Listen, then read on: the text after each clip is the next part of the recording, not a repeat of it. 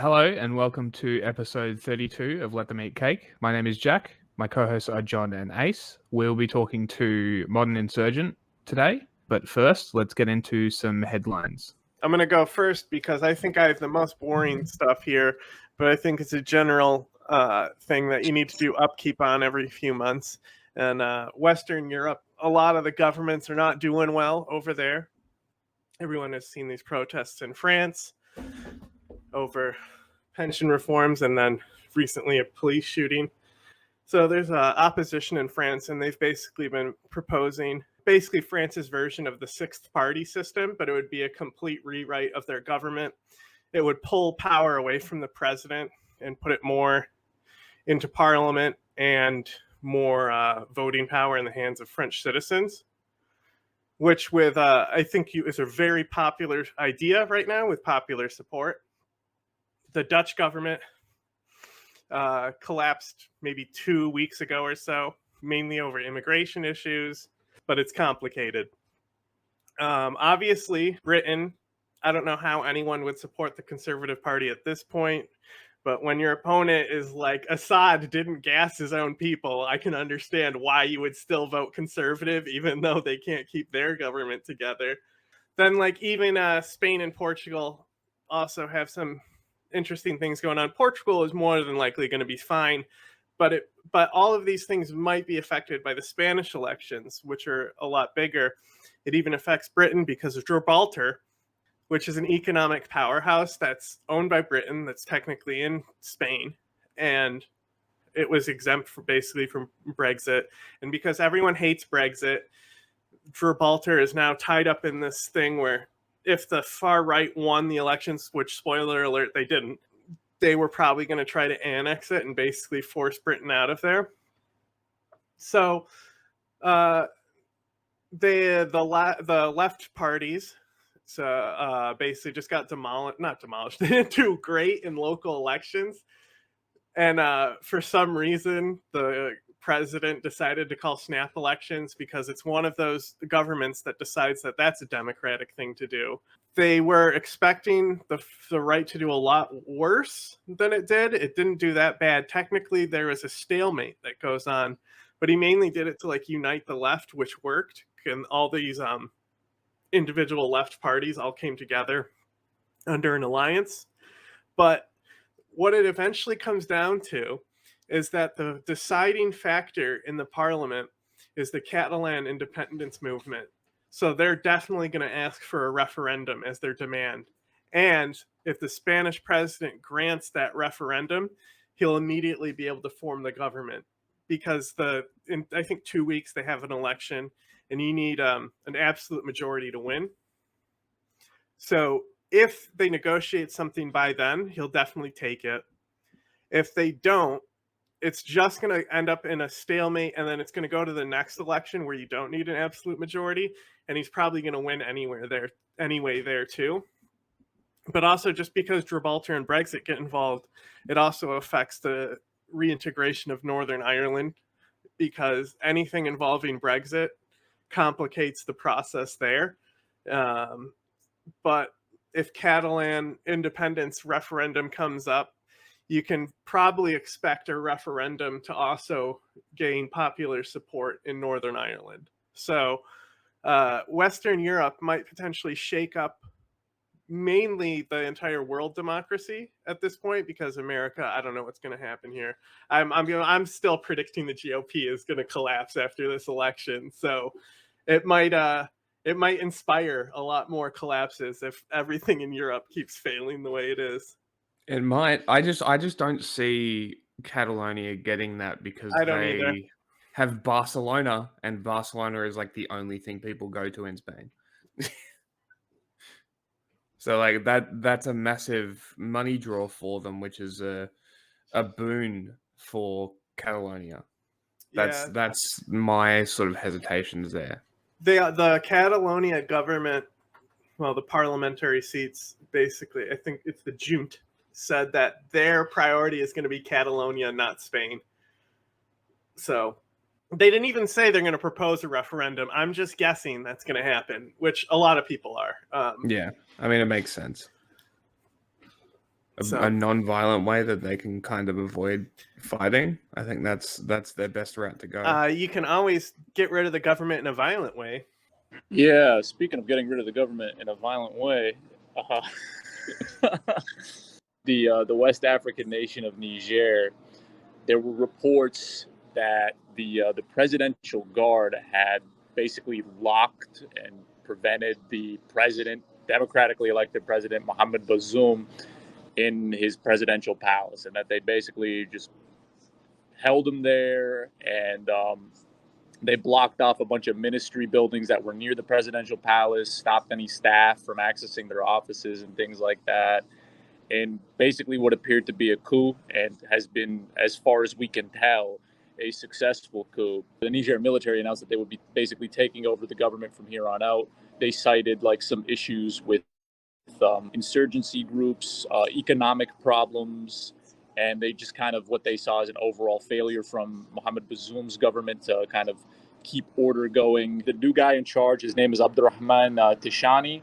Essentially, France, the United Nations, the U.S., and the ECOWAS, which is basically like an economic coalition of West African countries. It includes Nigeria, it includes Mali, it includes Ghana, Benin, some of those, just a bunch of West African nations, essentially. They've all strongly condemned it, and ECOWAS, which has basically said that they will take all measures to try and help restore the democratic rule in Niger. And that can include the use of force. So what a use of force would entail, I'd assume it'd mean that these countries' militaries put boots on the ground or something. But again, that seems to me like I'm not really trying to state my opinion here, but we've seen no indication of that happening yet. It's just an option that they've laid out on the table, more or less. It's kind of what's going on right now. Is it seems that the military in Niger has led a successful coup against Mohamed Bazoum, and obviously this concerns people because a year ago Burkina Faso did the same thing, and they've more or less become closer allies with Russia. In 2020 and 2021, Mali did the same thing, and they've become a lot closer with Russia. They kicked French troops out of the country, and Niger was kind of seen as like Niger under the government of Bazoum was kind of seen as like this last Western ally in the Sahel region of Africa. So again, it's kind of just an unfortunate situation going on in one of the poorest countries in the world, and on top of that, a country that is dealing with like a raging number of Islamist insurgencies. How is this going to affect terrorism in the region, do you think? The way I see it, just in my opinion, I could just see, whoever the certain Islamist insurgencies, drug traffickers, things of that nature, just taking advantage of the current chaos that's going on and basically just, increasing operations possibly. I'm not entirely sure, but that's what I see happening in the not so far future, is that they'll just kind of take advantage of the chaos and do what they need to do. People have, sort of insinuated or analyzed that they might go look to Russia and the Wagner Group for security things, kind of the way Mali has, for example. Again, we haven't seen anything Wagner's like that pulling yet. out of Ukraine, it might. I see. They're pulling all those guys out of Ukraine. They could be down there. It could open up that possibility. We haven't really seen anything like that yet, but it could open up that possibility. It's a messed up situation all around. A lot of the military leaders who supported the coup basically said that they wanted to avoid like a potential confrontation, which could have led to like in the quote of one army chief, a bloodbath. So again, kind of track back to 4 days ago when it seemed that it was just the presidential guard that was involved in this, and that the army might have stepped in. It seems as though they just came to some kind of mutually beneficial agreement where the military could now be in charge under this new guy, Abdurrahman Tishani. So a few key points I would like to key on is there are still French troops, members of the French military who are stationed in Niger, and there are 2 U.S. military bases in the country as well. And some of the officers involved in the coup were received some training from the U.S. military. So what you make of that is up to you, but that's just the thing that we should point out. The other thing we should point out is that Niger accounts for about 5% of the world's uranium exports, and according to some estimates that I can't really confirm, they account for France, 50% of the uranium that they use in like nuclear reactors and things like that comes from Niger. So you think even Russian gas could tie into this? Do I think Russian gas could tie into it? Yeah, if they want to limit the uranium, so more people have to rely on Russian gas. It could. That's also an interesting thing. Yeah, but as of now, the situation as it is, it appears that the military is in charge. The U.S. and France obviously in the UN have strongly condemned this coup. And it looks like the ECOWAS coalition of West African states, primarily headed by Nigeria, Ghana, are saying that the use of force is not out of the question to kind of, restore order. But as far as the status of Mohamed Bazoum, he is currently, I believe he is still locked up in the presidential palace with his wife and his son, and his daughters are in Paris. Speaking of African leaders, though. They were saying they were going to execute him if he didn't come up with the money that he spent or something. Oh no. So the video you're referring to, that was a video that got spread around a lot. You'll see the video of this guy. He's like crying at a podium. Yes, that's what I saw. And they're saying that's a financial minister who is saying that it's related to the coup. That like the military basically told him he has 48 hours to come up with like some amount of money that he lost or like embezzled, or he'll be executed. That video is like 2 years old. It's basically I think it was a finance minister, some government official in Niger crying because they lost their job. And I believe this guy's still alive. So that video that's getting spread around, it's an old video from 2 years ago. It has nothing to do with the current coup. So definitely information warfare ops going around this as well, which also points to Russia. And then also, Jack, if you want to get into, I don't know, we're going to talk about how the grain is linked to this even. No. I wasn't doing that. I was going to talk about the. You were going to talk about the Russia-Africa summit? Yeah, the Russia-Africa summit. Mostly Russia forgiving debt, which is very interesting. On the other side of Africa, in the Horn. So Russia gave about $700 million worth of debt relief to Somalia, which is kind of big because that's good. I don't care. It is good. It is good, but it's just from what I've read, it seems like this could significantly reduce Somalia's debt and maybe allow them to get back up on their feet. Which is all around a good thing considering how unstable Somalia has been. But it's also a bit of a worry because it would probably do some soft power favors for Russia as well. But on the topic of debt relief, China has been doing the same thing. China has given relief to around 17 African nations that took interest-free loans, I'm assuming through the Belt and Road Initiative, which is very interesting because most of these loans, when they're not forgiven, China just takes the land from underneath and is like, hey, this is ours now. We shipped over workers and you got nothing from the economy, so we're taking the land as well. So this is very interesting, and it's not the first time they've done this, but it is a significant amount. Loans, from what I've read, from anywhere from $8 million through to $600 million loans. So again, this is good. Like, this is not a criticism or anything. This is a good thing because less debt going around in African nations is honestly a good thing, especially with the way that the population is. There's a high risk of the male population going one of two ways. So economic stability is one way to avoid this, I believe. So it's just very interesting that all this debt relief is coming around right now, just after COVID's pretty much over. So it's kind of interesting. Well, it's like people overestimate the what totalitarian shit is going to happen. But like ultimately at the end of the day, China doesn't own these countries. So if they fuck them over with their debt traps, they're still getting a propaganda victory by relieving debt. By now the 50 Cent Army can say, hey, look, we're not doing debt traps, we relieved this debt because we care about these nations, which then makes the leaders in those nations more supportive of China, because they as long as you pull the knife out just a little bit when you're stabbing them in the back, they'll think that you're doing something good from them, and this was like, I think Malcolm X said this about liberals, and that's basically just kind of what you could equate to what these things happen with African nations. But Africa is way more important than people realize, which is just it's crazy how really important it is. It's so underestimated.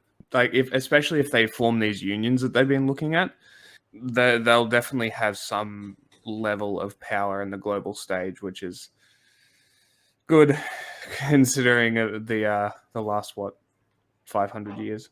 Mm-hmm. So speaking of militant groups, here's our interview with Modern Insurgent.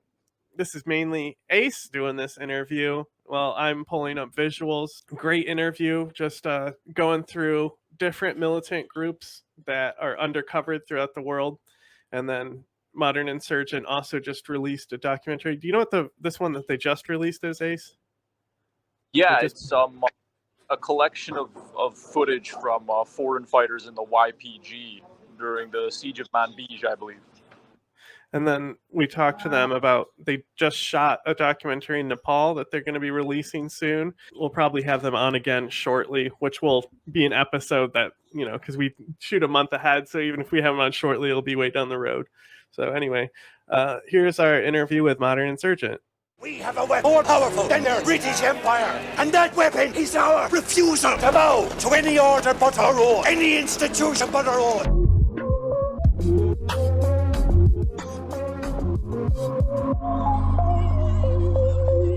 My name is Antoine. I'm from France and Serbia. I'm 19 years old, and I'm the founder of Modern Insurgent. We are an independent organization, a media organization that focuses specifically on rebel groups, different insurgencies around the world.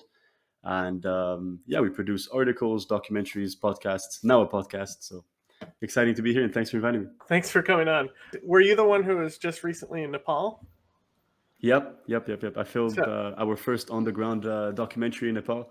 So I had the privilege of going there with my university for a sort of like sponsored trip. And while everyone was shopping in the last 2 days, I took the opportunity to film something. That's something I would do for sure. We're really excited for that documentary to release, so that'll be fun. Thank you. And yeah, you guys have been supporting us since day one, when it was just like posting pretty bad posts on Instagram. So dude, I really like your map. You guys have had like neat feature, really good production value from the start. It's just kind of like, it was a good concept. I think the thing is like with our little corner of Instagram, there's a lot of like terms and groups that get thrown around. And it's like, me personally, when I'm trying to write, I always try to give as much background as I can. It's kind of good that you guys have made that your thing, that you're like just telling us what everything is. Just a good informative tool. It's like if you were wanted to read the news and actually understand what was going on, just a lot easier. They could easily go to your page and just read a couple posts, and they'd be like, okay, so when I'm reading about Syria, I know more now. So it's just like, it's really very educational, in my opinion.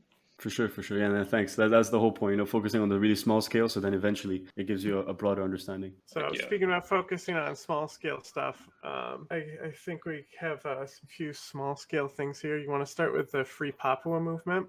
There's quite a few interesting groups around the world. And, one of the main ones we really like to cover are very small and niche movements that, almost no one's heard about. And this is an interesting one. When we discovered it, we actually reached out to some experts, and not many people knew much about the Free Papua movement. But basically, it's a general independence movement, if you can call it like that, for the territory of West Papua. So now, if we're speaking about international recognition, the territory isn't recognized at all. It belongs constitutionally to Indonesia, and it's at the border with Papua New Guinea. And the group itself is really interesting because it's an armed independence movement. And it, most of their weapons are very sort of old weapons, or they even fight with bows and arrows. Yeah, they've been in the news lately for hostages. Yep, exactly. Yep, they actually took a journalist hostage, if I remember correctly. And they basically said if you The guy from don't New advance Zealand, right? negotiations, yep. And they basically Yeah. said, if you don't cooperate with us or fulfill our demands, we'll kill him. So it's a very violent independence organization that interestingly has a lot of support in Southeast Asia. A lot of people reached out to us saying, thank you so much for covering these guys, full solidarity behind them. And yeah, they just fight against Indonesia because they want to, have their own territory. They view themselves as ethnically and just nationally different to Indonesian people. Yeah, I see you have a picture up there, so you can see the very antique weapons they have, and that's the journalist that they kidnapped not too long ago. The origins Sorry? of the group, how far do they go back? Like the 60s, the 70s? Because that's kind of the time when the Dutch started transferring sovereignty to Indonesia. So around. It dates back to the 60s when the Netherlands was giving out the territory. It was actually created in 1963. And the OPM attempted diplomatic dialogues with Indonesia and the international community. And since then, it's been doing a lot of nationalistic ceremonies. So you can find videos of that online as well. Sometimes they film themselves. You have journalists covering it. And if I'm not mistaken, the journalist from New Zealand, that's what he actually wanted to film. They have these sort of mass protests where they walk through different parts of Indonesia in their traditional clothing, and they start praising their own territory of West Papua. And so the West Papua territory was assigned to Indonesia through the New York Agreement, which was in 1963. In 1963. But West Papua already had its own anthem, its rituals, its coat of arms. They even had their own coat of arms since 1961. So they were envisioning independence before the partition of that territory. And then it was assigned to Indonesia. So they had that very, if you can call it proto-nationalism, that's usually the academic term we refer to that, the very beginnings of nationalism before it was given to Indonesia. So in more colloquial terms, if in 1963 your land is given to Indonesia, you can understand why they were sort of motivated, or they had that sense of anger with that situation, which is why since they've been doing their acts of rebellions, and Indonesia is the only country in the world actually who recognizes the OPM as a terrorist organization. And that's mostly because they're the only ones who view them as a real security risk. In recent years, this is more of a personal observation. There's been a lot of discontent with the politics of Indonesia. And so people have sort of, as we see usually within political, let's say political support, if the enemy of my enemy becomes my friend. So a lot of people who sort of oppose the Indonesian government would inadvertently start supporting the OPM as well. So from my understanding is a big part of the reason Indonesia is so keen on holding on to West Papua for, I guess, as long as they reasonably can is due to mining resources mostly, or is it a different type of resource expedition? You're absolutely right. It's mostly because of resources, but it's also because Indonesia just has that strategic interest in not only conceding their land. They've had a lot of separatist movements in the past and sort of opposition. Right. And they know that, for example, if you concede to that one, then it can lead to a chain of events. But in terms of their real interest, it's really mostly about preserving the resources they have there. If I'm not mistaken, they also have a lot of logging activities there, so they profit from that. And yeah, overall, it's a big economic incentive for them to maintain that land. I think it's important you pointed that out, just because Indonesia in general, even West Papua is a bit of an extreme example when we look at it, but almost every island that makes up Indonesia is culturally distinct. The other thing I wanted to ask you is in your research and looking into the Free Papua movement, do they ever target these mining or logging operations, or do they ever target mining infrastructure, things like that? Yeah, so they do it in a bit of an unconventional way. There's some reports.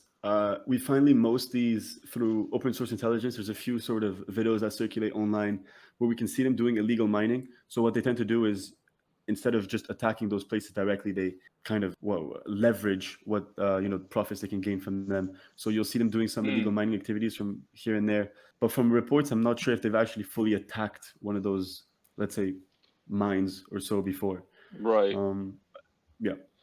Which is a common, I'm sure, as you figured out at this point, just insurgent strategy is when you can't really, have an actual economy, is you start illegal logging, illegal mining, illegal sale of drugs, etc. To finance your activities. What do you think is next for this movement? Do they have like much success of maintaining their goals? Are their strategies effective? Are they just getting crushed by colonialism? Well, it's a bit of a tough one to predict fully because at the same time they had a big momentum, especially in 2019, because 43 students were protesting for the independence of West Papua. They were protesting in favor of the OPM, and they were all arrested. So after that, there was a bunch of people who were supporting the OPM, and it was gaining real momentum. And then since the war, we've had that drastic loss of support where people are just questioning why they're supporting Russia and stuff like that. And now, especially with the kidnapping of the journalist, it seems the reputation has almost flipped upside down. So in terms of what the future has to hold, it seems that actions are just getting more and more violent. And traditionally, if we're talking about reputation, that's not ideal for a group that was relatively underreported beforehand, because now it's being in the spotlight, but for somewhat the wrong reasons. So if I had to take a guess, I would most likely say that the Indonesian effort, the extent to which they're going to crack down on the movement, is only going to increase in the next few months.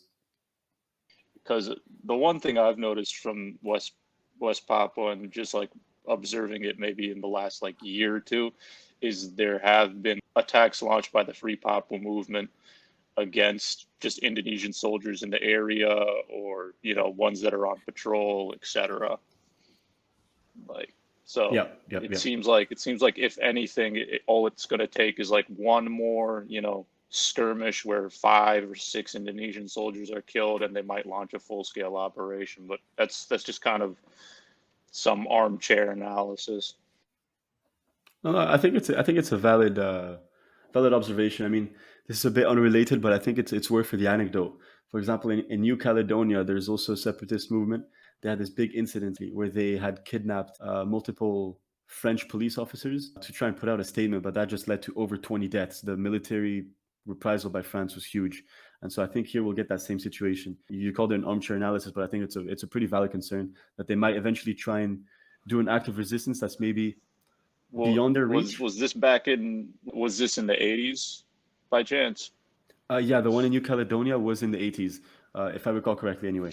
So it's the Kanakian Socialist National Liberation Movement. I think that's the full name of the group, if I got that correct.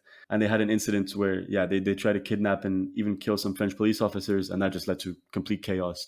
And so then France sent its military to crack them down. So I think potentially that might happen with the OPM. They might try and kidnap some Indonesian military officers or something similar, and then, What were their demands for this Australian hostage? I think, if I recall correctly, at first it was just directly gaining independence. I think. Okay. Then they revised it. Then they revised it into a money demand. If they're just grabbing random tourists and holding them ransom for money, that might be like an effective harassment and help you fund yourself strategy.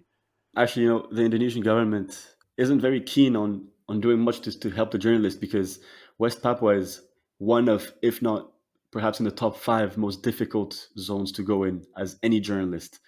Even the UN has a sort of, I wouldn't call it a warrant, I'm not sure what the right word is. They have a sort of notice that journalists shouldn't even try and go to West Papua. So now, they can kind of use that to say, oh, well, it was his own fault for trying to adventure there. They say that there might be Tasmanian tigers still here. Like, that's how unexplored and dense this jungle is, Yeah, it's a big jungle environment. Who knows? Maybe the Loch Ness monster was there all along. We were looking in the wrong place. Yeah, you're just going to see it off the coast one day as you're getting kidnapped. Kind of a similar group over in Myanmar. We have a lot of interesting folks there. Myanmar is an interesting one because they have so many groups against the junta. And what's really, really unique about them is the vast majority of them, you'll see an incredible, I mean overwhelming involvement of students. And as a student myself, it's honestly incredible to see sometimes. And in Myanmar, you'll see a lot of footage through open source intelligence. You'll see a lot of videos. This is just what Wikipedia has listed for the amount of groups. That's the largest I've ever seen, Yeah.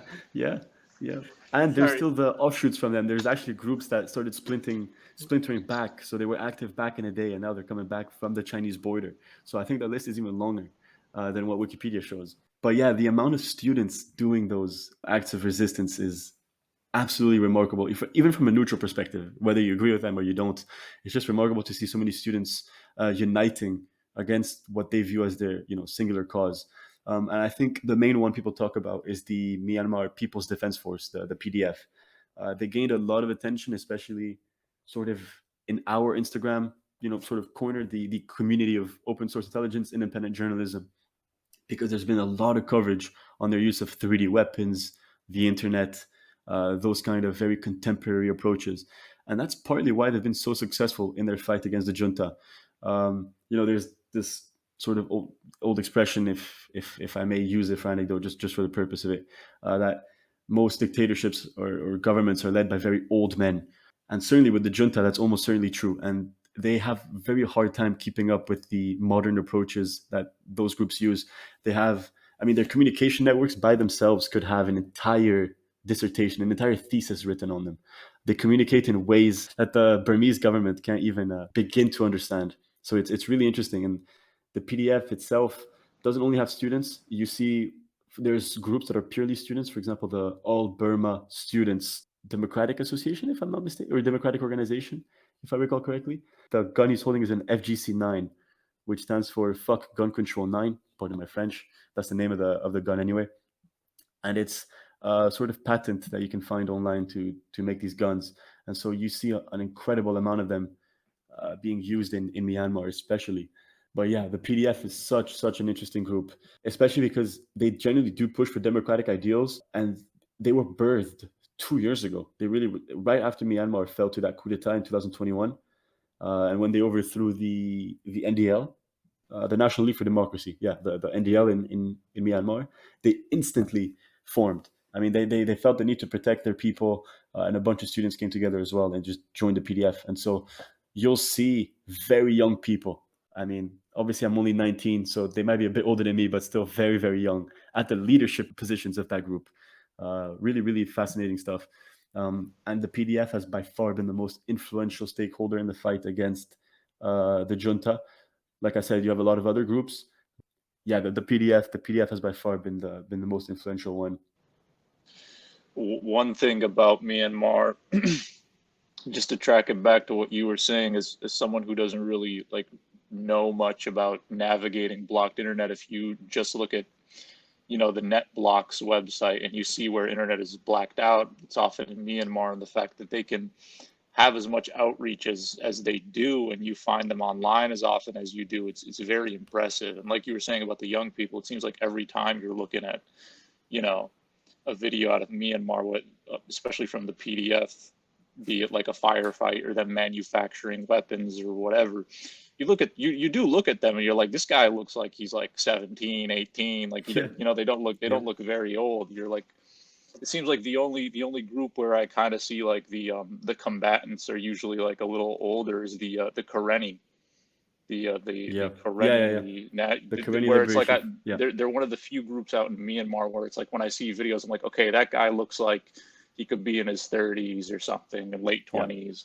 I just want to say something real quick about communication. Their videos, like if you analyze a lot of their videos, if you look, you just have to look at them with your eyeballs and compare them to Ukraine. They mirror a lot of like Ukraine style, and it looks like they've studied Ukraine's videos and how Ukraine is doing things.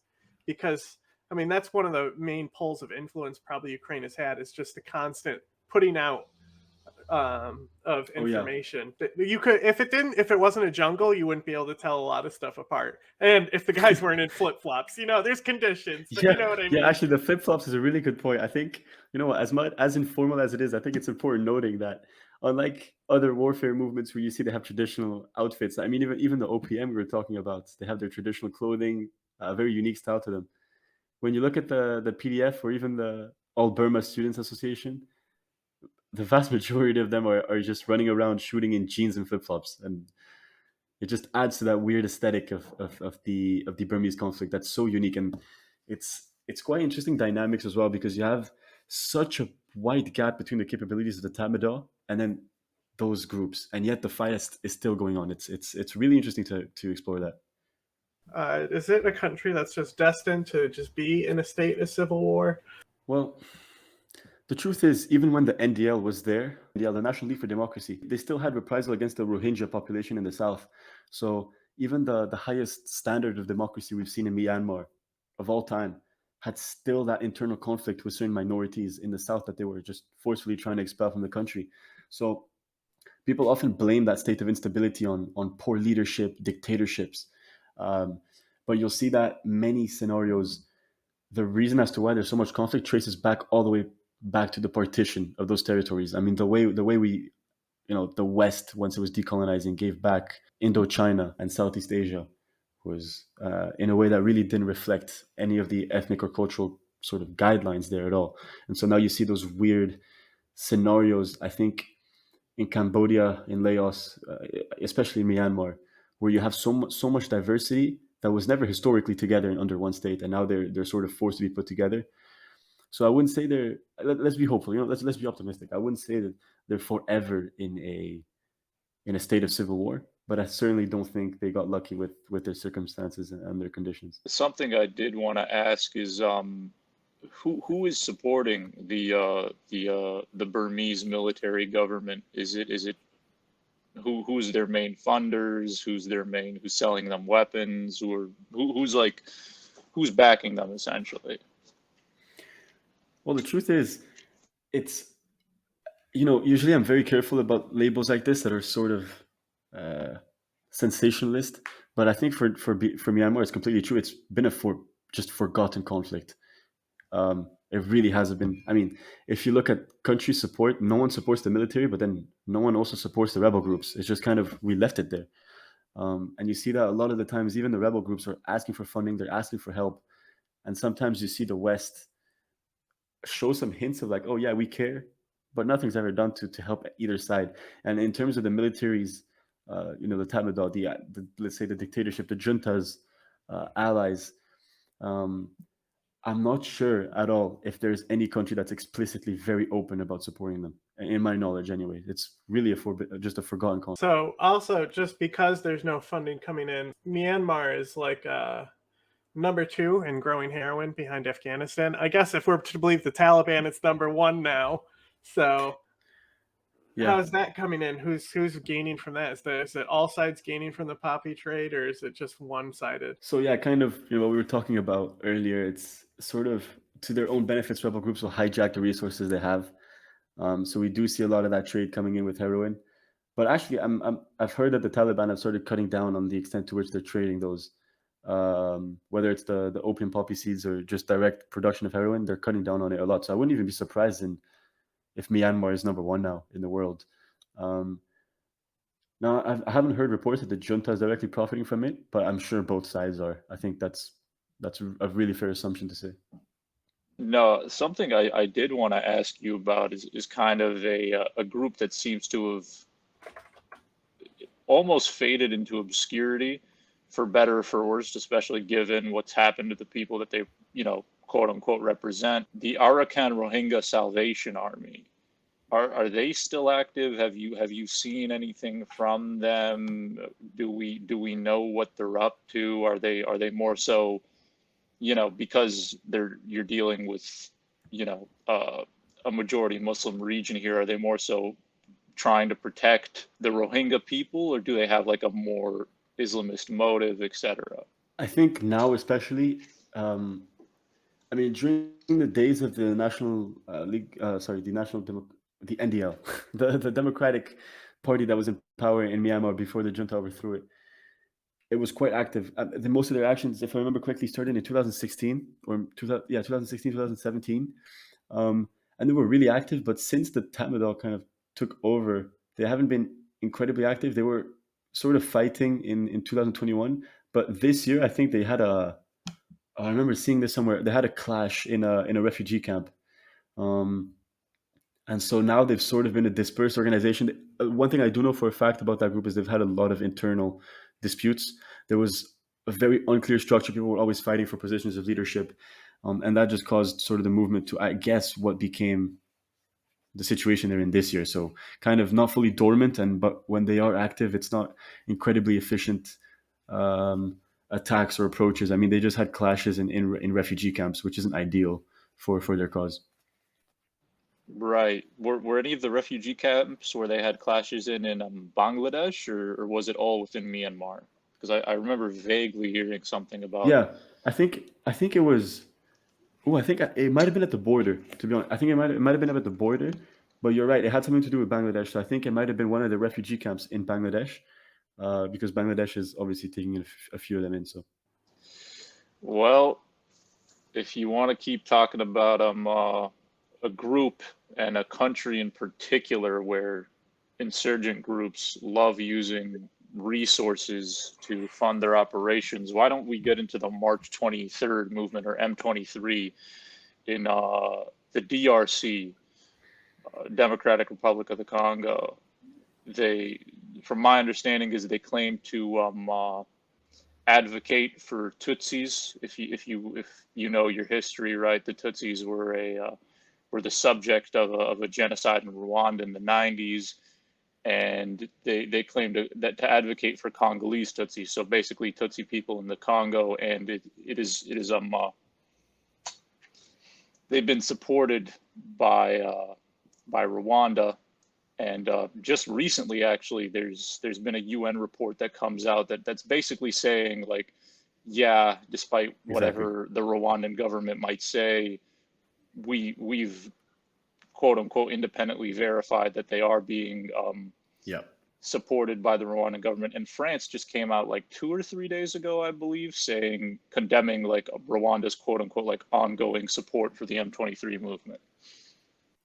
Yeah, and usually when we talk about rebel movements, especially with the work we do at Modern Insurgent, we really focus on impartiality and we really focus on trying not to get too political.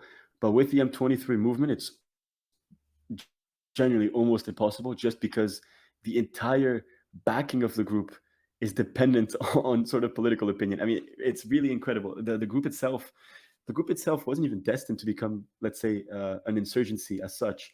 There was, the name of the group is M23, stands for the 23rd of March, because in 2009, there was a peace accord signed with the Democratic Republic of Congo, their government, and with the National Congress for the Defense of the People, which was another chaotic, let's say, situation for the DRC, as we've seen in forever, really. And so that agreement legitimized the CNDP as a political party. So they were sort of an insurrection before, and through that agreement, they became an actual political party in the DRC. And that meant that the M23 rebels, who was the military wing of that political party, were now part of the national army. So it's a bit like what we see with the a completely different example, but still somewhat valid, with the Azov battalion becoming an Azov regiment. So the M23 rebel movement fully became integrated within the DRC's army.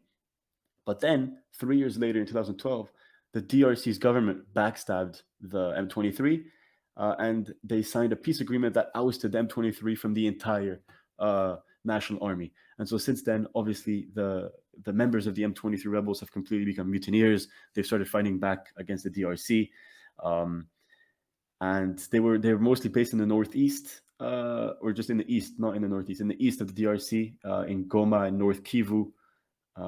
And here's where things get even more complicated for the DRC, is that there are huge reports. I mean, we're talking about huge reports. We're talking about what you mentioned, literally the UN press release and the UN's independent investigations and their findings, that the M23 has, I'll say allegedly, just to keep that possibility open, allegedly almost completely been supported by the Rwandan government. And the reports come from the quite simple observation that many of them had the Rwandan flag strapped on the side of their outfits. I think obviously it doesn't get much clearer than that, but we still have to keep in mind that Rwanda technically denies the support, even though the entire international community is telling Rwanda to stop doing it. Rwanda has a big interest in funding the M23s. That's what I was going to ask next. I Yeah. was curious about both governments' motivations. Not only why is Rwanda funding them, but why did the army join them and then just to kick them out later? Did the army think that they had advantage and they could take them out, and that's why they kicked them out? Like, what's going on there? So I'll answer them in the same order. The reason as to why Rwanda supports them is quite straightforward. They have a lot of interest in the North Kivu region. It's one of the most mineral-rich areas of the Democratic Republic of Congo. There's even reports, I mean, just to give you an idea of how complex this gets, there's even reports that Rwanda has signed contracts with the Chinese, let's say, companies for territory and mines in the North Kivu region of the DRC. If those reports are true, that would obviously be a breach of international law. You have Rwanda trying to sign agreements with China in a territory that's not theirs. And so you have Rwanda getting that benefit from the resources in North Kivu. Then the reason as to why the M23 got kicked out of the National Army is somewhat unclear. It's sort of the unpredictability, irrationality that we've seen in the Congolese government's history in the last, I don't know how many years, let's say 30 years. The main reason why would certainly be, let's say, a regime change, the DRC, and also just because a lot of the people, actually, this is also a main argument to make, a lot of the fighters for the M23, once they were included in the National Army, refused to fight for the army because of what Ace mentioned at the start. They sort of present themselves as, well, that's perhaps not the spokespeople, but the fighters people for the Tutsis in the DRC. And so now that they were within the National Army, they had that split of ideologies. Even though the peace agreement was signed, they didn't believe in anything that the DRC was doing. And so there was internal feud, and then the government decided to cut them off. I think just from like a logistical perspective, it is similar kind of to what's happening in Sudan right now. Anytime you try to integrate a non-state actor or an insurgent group into a national military, at least from what we've seen so far in Sudan, the DRC, just the two examples we're using right now, it doesn't seem to work out very well, because insurgent groups obviously, just from a tactical perspective, operate very differently from a traditional army. There's also a thousand other reasons depending on where you're talking about. And I do find it interesting because, as we know, a huge reason that so many rebel groups are able to sustain themselves and fight for as long as they have in the DRC is because of resources. So I think, as we've seen in Rwanda, there's a big kind of kick by the president there, Paul Kagame, to improve infrastructure and, increase their economic standing, etc. And I think, not to get too kind of tinfoil hatty here, but the thing is that if they can gain access to mines in Kivu, in the east of the country, they can better fund whatever economic ambitions they may have, that being the Rwandan government. And M23 is kind of like a vessel for them to do that, right? Sort of how the RSF is a vessel for gold smuggling in the UAE or for Russia. There's also the Central African Republic. The conflict is kind of stupid there, but one of the main things that was going on in the conflict is that Wagner built the largest gold mine, and then rebels just took it and held it for the longest time. Like, I think Wagner might have it back now. I'm not sure. I don't follow it. It's like, but if that's all it was, is just them holding a gold mine that Wagner built. That's all these African conflicts have been about lately, is gold. But to kind of emphasize a couple key points, according to a lot of reports, the M23 movement is responsible for approximately, let's say, 20% of all incidents of political violence in the country, which it's like, if you know about the DRC and you know about just the number of groups that are active there, from like Kodako to Islamist groups, etc., that is a very significant number of events, or a percentage of events, to be responsible for, especially given how violent these attacks and kind of massacres, so to speak, can be in the country. The other thing is you were saying that they had found M23 soldiers with Rwandan flag patches on their uniforms and whatnot. And I remember I was following this very closely when a lot of the accusations against Rwanda were getting thrown around last year, and I wrote a little bit about it. But the Congolese army had claimed, like, we had literally told Rwanda, we have two or three officers, I believe, at some point last year, from your army, and we have their names, and we know for sure that they're Rwandan. and they like gave the Rwandan government, these are the names, this is their rank, etc. And the Rwandan government was just like, nah, that's not our guys. It's not us. They were like, dude, these guys have like names. They have like Rwandan ID cards. They have like ranks and everything. And Rwanda's just like, not our guys, which is kind of weird to think about. On the one hand, you gotta just, obviously Rwanda's trying to deny any involvement, but you've also got to feel for the 2 or 3 Rwandan soldiers who may have been captured, because it's like, at that point, Rwanda is not advocating for your release or trying to negotiate anything at all, because any negotiation of your release would be admitting to funding M23 and being involved in the conflict in the Congo. For sure. Which they categorically deny. And also, I'd like to add, if possible, I remember I was trying to look for this online and I just couldn't find anything anymore. I remember, it must have been at least a month now, there were these plans or these theories that there were this coalition of 6 countries. I think it was the DRC, Uganda, Rwanda, Tanzania, Mozambique, and maybe another, that wanted to unify into one country. I'm not sure if you saw those. The East African Federation, yeah.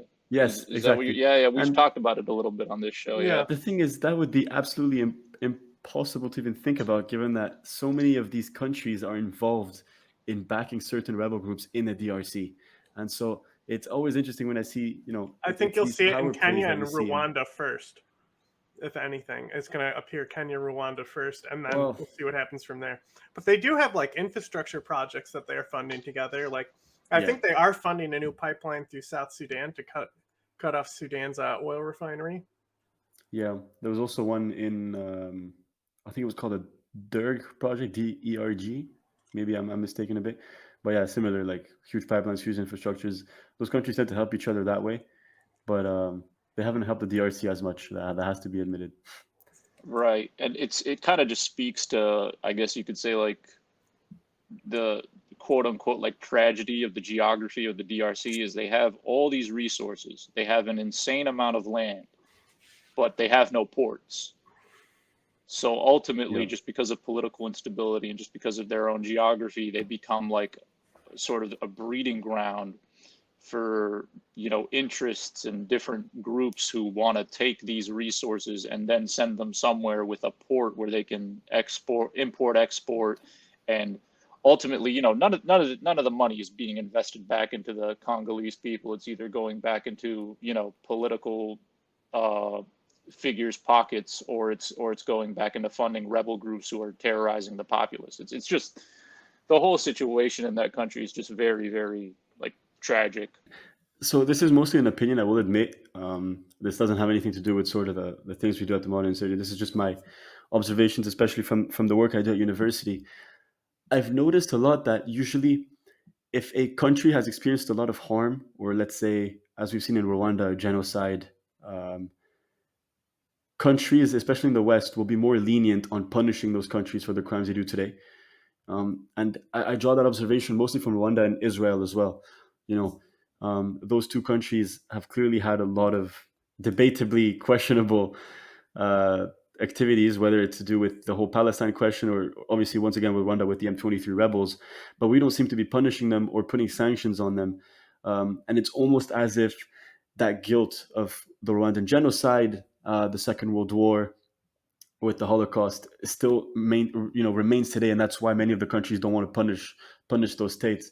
And from my own perspective, obviously, the rhetorical question of, let's say the DRC was funding a rebel group in Rwanda, how would the entire plot change? And I think that's an interesting observation to make. And I think a lot of the times these countries get away with the stuff they do because we still have that stigma.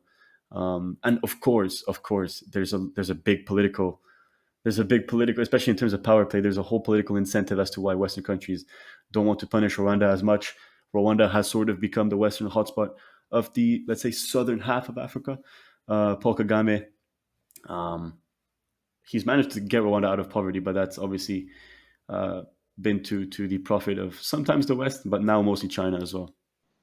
Right, and the thing with Kagame that you bring up is he has kind of curated this image as the benevolent, like authoritarian, where he's like seen as like, okay, he's not, obviously the best guy in terms of human rights and whatnot, but he lifted a country that like 30 years ago was like in a complete state of disrepair, civil war, genocide, etc.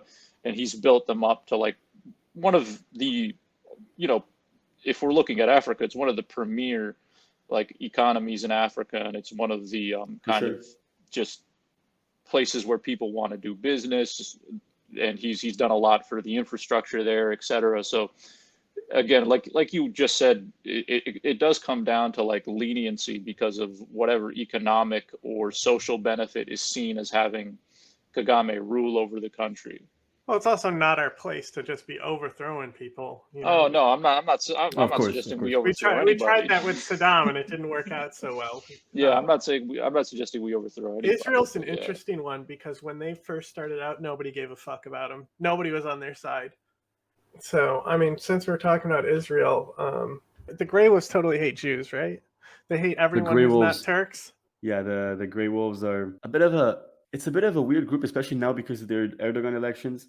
I mean, it seems like as the years go by, the Grey Wolves just continue want to evolve from being that sort of militant nature they have and just fully become a just giant political powerhouse in Turkey. And they're doing a pretty decent job at doing it. They have a big following base in Turkey. And I mean, it was founded in the late 1960s, and it was an armed extension of the MHP. And today it's one of the biggest political groups there. They also obviously have a lot of, let's say, racist ideals against the Kurds. They do also criticize Israel quite a lot. They themselves deny their anti-Semitism, but obviously from their own values, you can kind of draw where that comes from.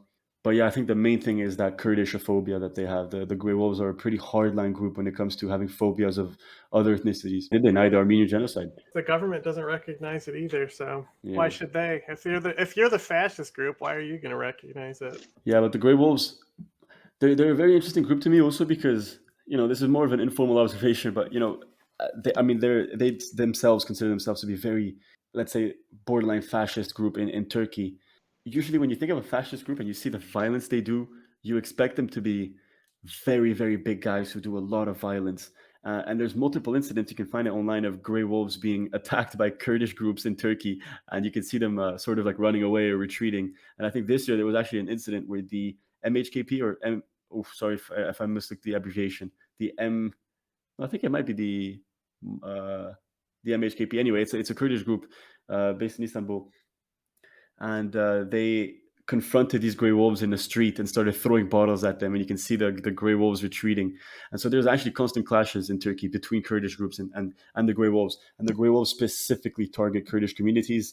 But then, obviously, as you mentioned, they have a big sort of disapproval, if I can word it that way, of the Armenians and Jews as well. Their rhetoric is very interesting because a lot of it is like quote unquote traditional fascist, like ethno-nationalist rhetoric mixed in with Islamist rhetoric. And it's very weird because they basically hate any group of Muslims that aren't Turkish. Like they hate Syrians, they hate Kurdish people. Here's a map of people they tolerate. Oh, wow, the map just loaded. That's a big map. If I'm not mistaken, those are the Turkic communities, are they not? These are the people they tolerate. Yeah, these are the people basically all the Turkic countries. That makes sense. Yeah. Okay, yeah. Sorry, I misunderstood at first. It is the Turkish language map. I pulled up a Turkish language map for the joke. So. Okay. No, that makes more sense. No, but I could have been accurate. I would have believed you if you said those are the people they actually tolerate. We often assume that the Grey Wolves don't even attack other Islamic sort of entities, but they do. When we're talking about their ideologies, they're Turkish supremacists. For example, one of the biggest acts of violence they committed was the Marash massacre. And they killed over 100 Alevis people. The Alevis is like a regional Islamic group in central Turkey, and they killed over 100 of them. People often mistake the Turkic identity with also the broader Islamic identity. And so when many people start covering the Grey Wolves and what they do, they assume that they have this sympathy towards other Islamic movements. That's not really the case. It's not really appropriate to narrow it down to just an Islamic sort of preference. I think the map you showed, as much as it was a joke, was very, very valid, John. I think when you ask them who they value, it would quite literally be only Turkic individuals. They have that really big feeling of supremacy about their ancestry. And I find what you brought up about the massacre of Alevi Turks to be just like, again, it just shows how like kind of, I guess you could say, supremacist their thoughts and their actions are, because it's like if you were to go to these like regions of southern Turkey and ask your average like Alevi Turk, like, how do you feel about being Turkish? They would probably say something like, oh, I'm very proud of being Turkish. Like, I'm very patriotic. And it's just like, but for them, it's, they're the For wrong them, it's type of it's Turk. even more of a You're question than the, yeah, governments or country. It's really completely about that ethno nationalism. right. So, someone I do want to get into here, is, as far as the Grey Wolves go, is a guy. I hope I'm saying his name right. I don't know how that C in Turkish is supposed to be pronounced, but Abdullah Chatli or Katli, Yeah. and he was a hitman basically for the Turkish MIT, and he was also a drug trafficker, and he was at one point the leader of the Grey Wolves. What have you heard about him? What have you seen about him? Well, when we were researching on him, we couldn't help but notice a sort of resemblance with Gavrilo Princip, the because of the mustache. I think it's a bit of a resemblance that you can see. But yeah, like you said, he led the Grey Wolves. He was considered a bit like the hitman, like the contract killer for the MIT. Man, just bad guy overall. No matter if you agree with the Grey Wolves or not, obviously he's a contract killer. Uh, just somewhat of a bad guy overall. He was. Yeah, I mean, we were talking about who they dislike. He killed multiple people of the PKK. Um, he also killed many people from the. Was it the Armenian? It was either the Armenian police or the Armenian sort of secret army. Um, the Asala. I'm not quite sure how that translates in English, so apologies for that. But he did kill Kurds and Armenians. So yeah, This is Abdullah Chatli, by the way. on the left, yeah. Yeah, on the Well, that was when he was young, I guess. On the left, when when he he was a was, yeah, contract killer. I think the, I don't know. Well, no, because I believe he died in the 90s. So that photo looks a little too high resolution to be from the 90s, but I could be wrong. One thing I did want to ask, is it true that the Grey Wolves have their origins as like a youth branch of the MHP? That's absolutely correct. The guy that founded them was I have it here, the Colonel Aparslan Turkes in the late 1960s. And it was an armed extension of the MHP, but it was mostly preparing on like training hundreds, I think it was hundreds, it was probably hundreds of youth members. They were training them and educating them in camps that would make them like the youth fighters of the MHP. Since then, they've evolved a lot. Like I mentioned at the start, their ambitions are to become a full-blown political party in Turkey with a lot of influence. We see that more and more. I mean, if you think about it, very youth fighters who was an extension of the MHP, and now you have them as a political party. I think that reveals a lot as well about what the group is about.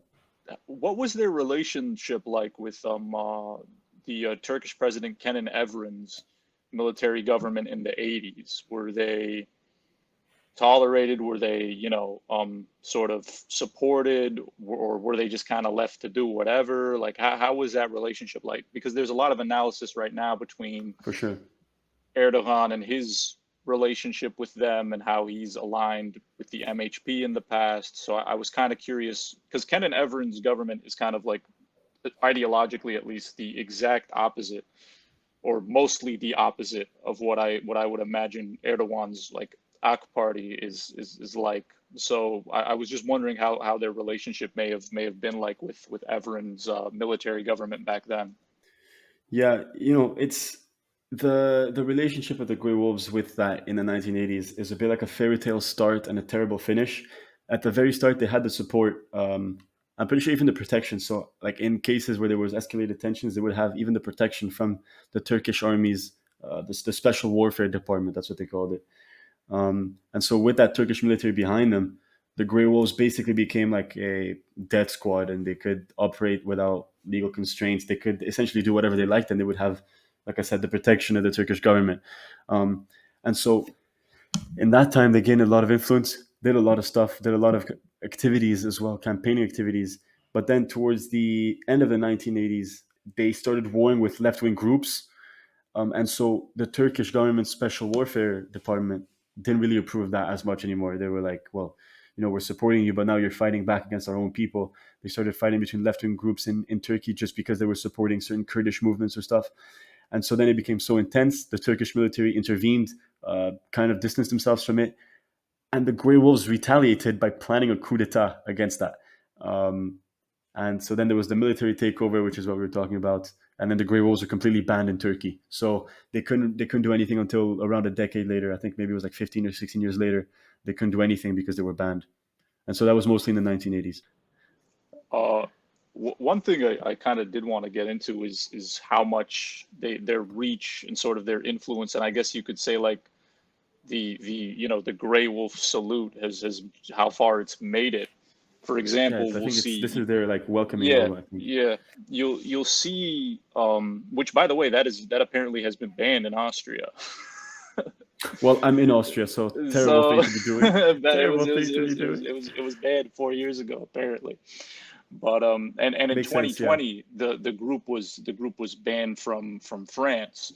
So oftentimes people will point out that when you look at a lot of fighters in Azerbaijan or even like Syrian Islamist fighters, Libyan Islamist fighters who are aligned with Turkey, they will often do that like little, wolf salute. And that's, I think, just kind of like a good sort of like capsule of how influential they may be. Just even if like a guy throwing this sign up in Syria doesn't even really know what that means, or he doesn't Exactly. really know much about the Grey Wolves, he'll throw it up anyway because he associates it with some sort of ally. The other thing I wanted to get into, I was wondering if you knew about this because it was like a big Balkan Insight article when it came out, and I do have it pulled up right now. Was that they did find a Grey Wolf cell had actually been established in Bosnia. That just reveals how international their influence is. I mean, Right. that really can't be understated. They have, I mean, the one in Bosnia was a cell, I suppose, whereas they mostly have partnerships. They have a lot of partnerships. So that's why you see the spread of their salutes of that little call sign that was on the screen. Yeah, that was Hulk Hogan and Dennis Rodman doing it. That's how far it spread, Yeah, I mean, yeah, like it's like what Ace said. Many of the times it's just kind of like a hard rock punk sign, and people have no idea what that is correlated to that. But it's part of their soft power. People do it without thinking about it, and then. But right. I mean, they do have alliances with groups it ranges from kind of everywhere. They have with political groups in Russia and Syria, Western Europe, even Greece, if you can believe that.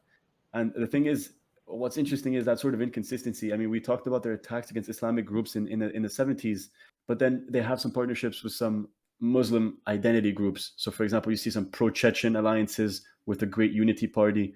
So they have that weird, ambiguous feel to their ideology, but they're definitely super international. People often mistake it as like, oh, it's like Turkish problem, Turkish fascists. But it's very, I mean, there's a reason as to why, what you said, Ace, that the Austrian government, I suppose, banned the thing. It's there's a lot of Turkish migrants. Most of them came for economic benefits as well throughout Europe. When I lived in Germany, I lived in Bonn, which is near Cologne.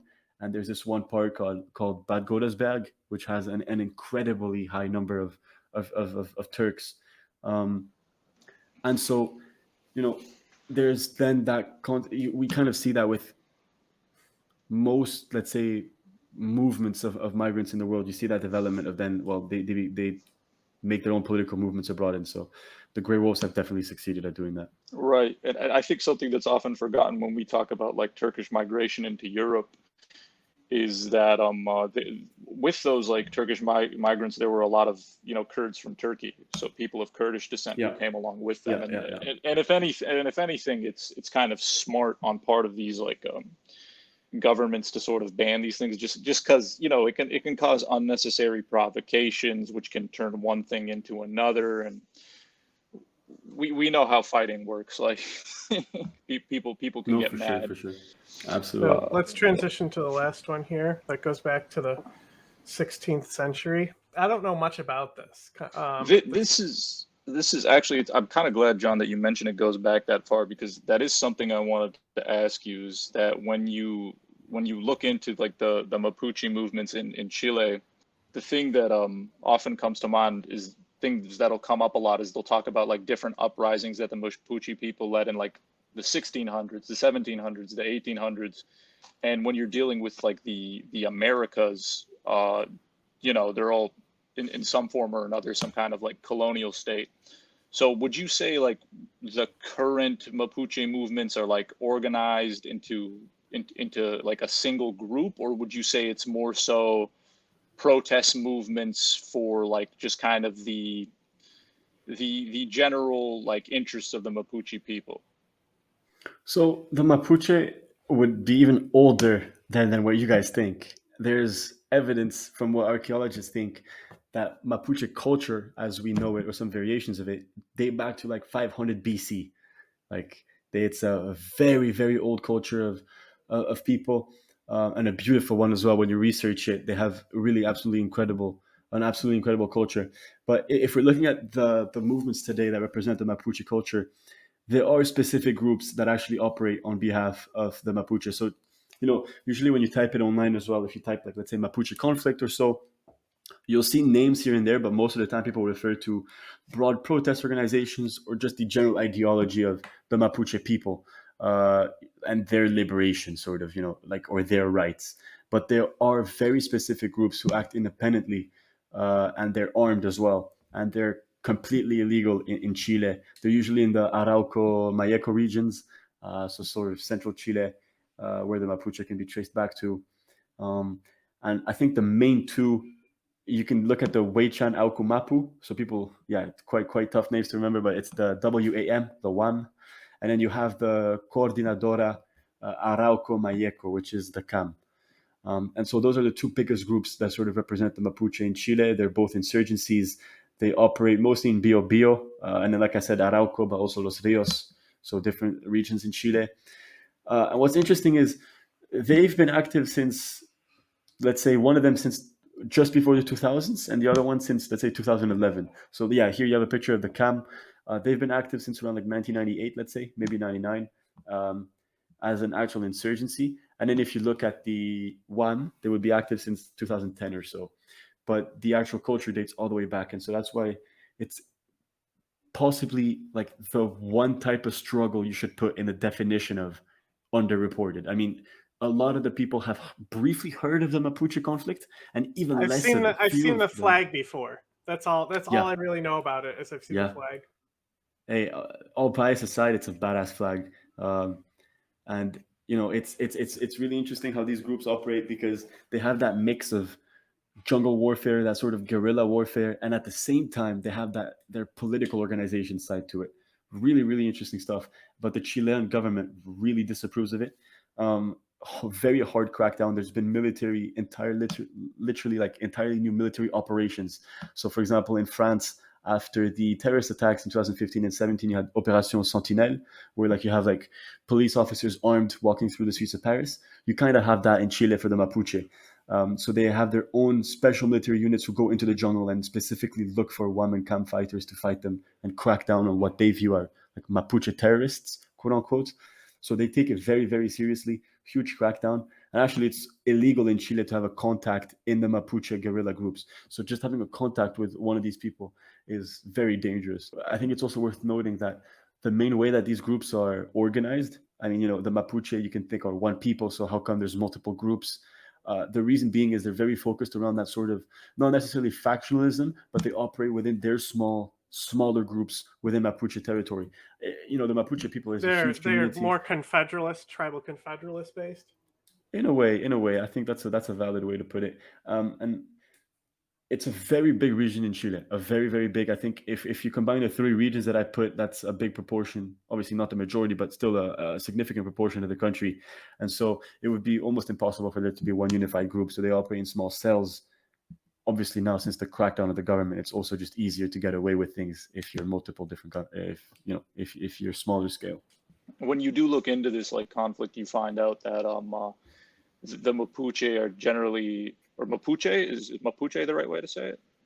Yeah, right. Mapuche, yeah, Mapuche. Mapuche, right? So it's like they're generally very economically disadvantaged, and they do live in like a lot of overcrowded areas. They don't really have a lot of access to clean water or electricity in a lot of these places that they live in, and a lot of Mapuche elders don't even really speak Spanish.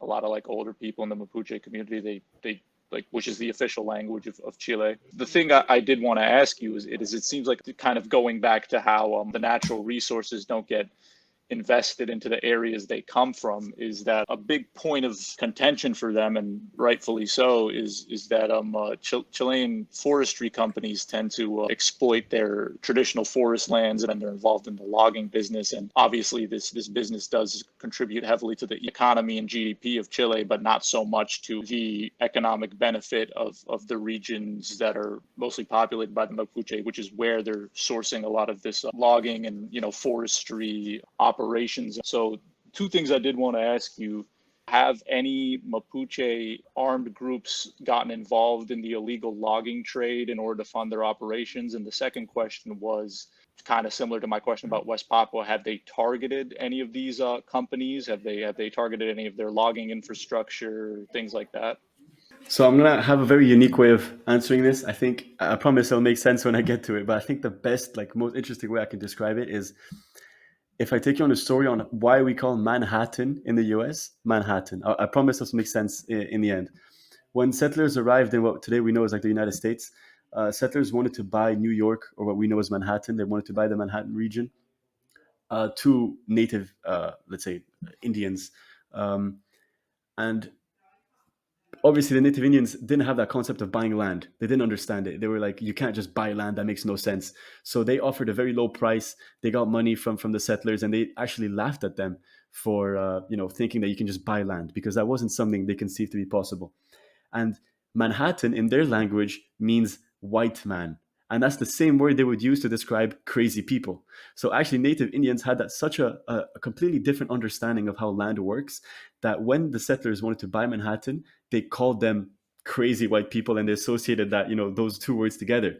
And so then the settlers, kind of to mock them, called Manhattan Manhattan.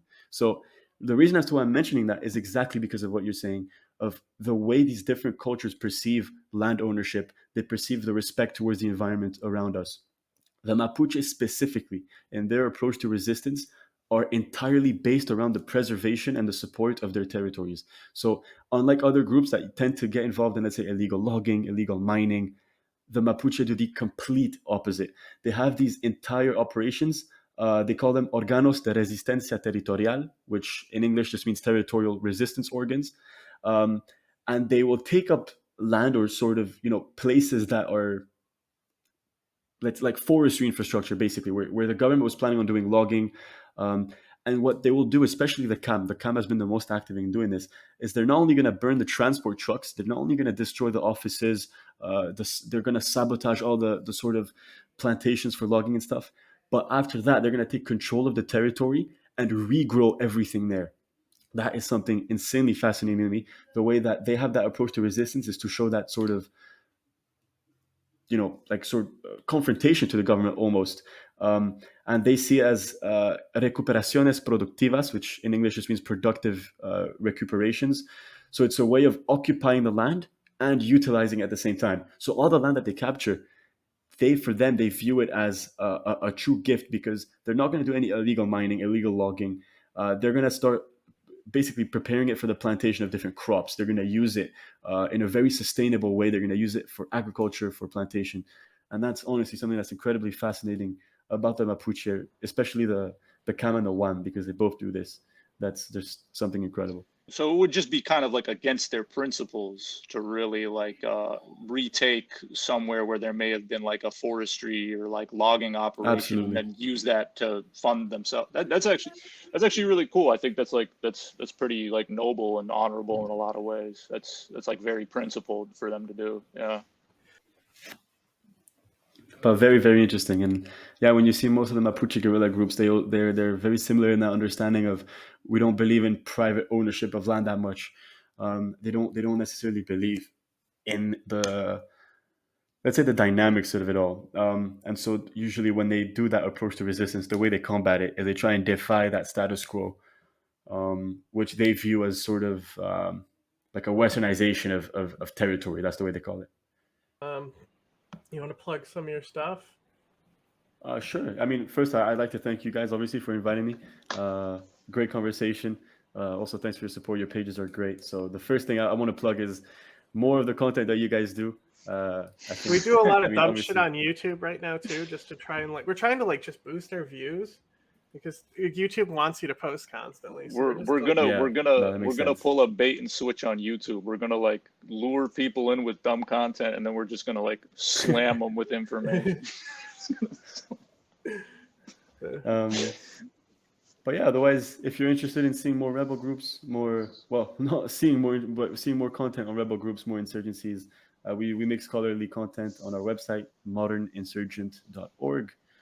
You can find us on Instagram at Modern Insurgent.